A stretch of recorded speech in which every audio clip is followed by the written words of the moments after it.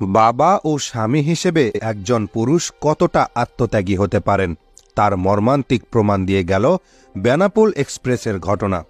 চাইলেই বাঁচতে পারতেন, কিন্তু স্ত্রী ও সন্তানকে ফেলে আর নিজেকে বাঁচানোর চেষ্টা করেননি। কিছুদিন আগেই এরকম আরেক ট্রেনে অগ্নিকাণ্ডের ঘটনায় এক মায়ের আত্মত্যাগ দেখেছিল দেশ। এবার দেখল বাবার আত্মত্যাগ। রাজধানীতে ঢোকার মুখেই যশোরের বেনাপোল থেকে ছেড়ে আসা ট্রেনটির একটি বগিতে আগুন জ্বলে ওঠে।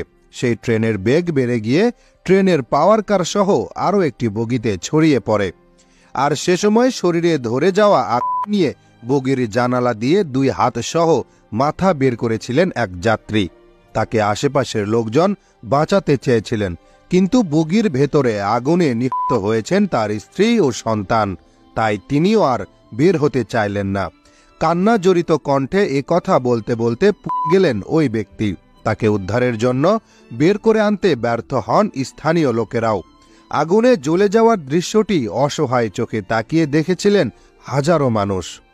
5ই জানুয়ারি শুক্রবার রাত 9টার দিকে বেনাপোল এক্সপ্রেস ট্রেনে এ অগ্নিকাণ্ড ঘটে।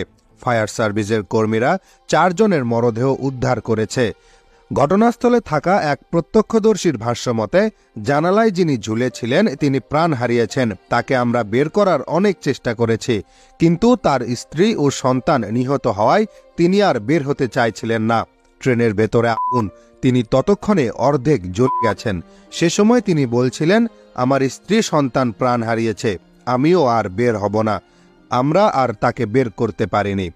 ঘটনাস্থলে থাকা প্রত্যক্ষদর্শীরা আরও জানান, আমরা প্রথম যখন ট্রেনের একটি বগিতে আগুন দেখি তখন বেনাপোল থেকে সায়দাবাদ হয়ে আসছিল।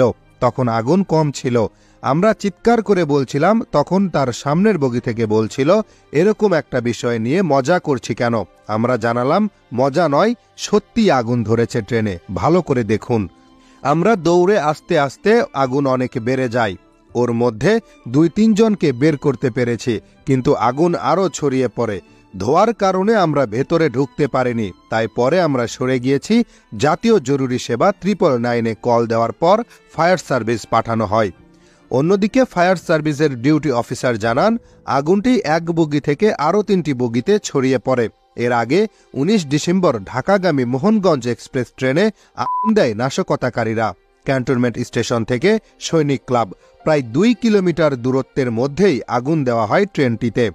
পরে একটি বগি থেকে মা ও ছেলে সহ 4 জনের মরদেহ উদ্ধার করা হয়। মানুষের প্রাণ নিয়ে রীতিমতো ছেলেখেলা করছে দুর্বৃত্তরা। ট্রেনের লাইন কেটে দেওয়া, আগুন দেওয়া কিংবা চলন্ত বাস জ্বালিয়ে দেওয়াকে খুবই স্বাভাবিক একটি কাজ বানিয়ে ফেলছে তারা। এমনকি ভেতরে যাত্রী থাকা সত্ত্বেও আগুন দিতে দ্বিধা করছে না। তাদের হাত কাঁপছে না একবারও। কি দোষ ছিল এই নিরপরাধ মানুষগুলোর? কেন তাদের এভাবে পুড়িয়ে মারা হচ্ছে?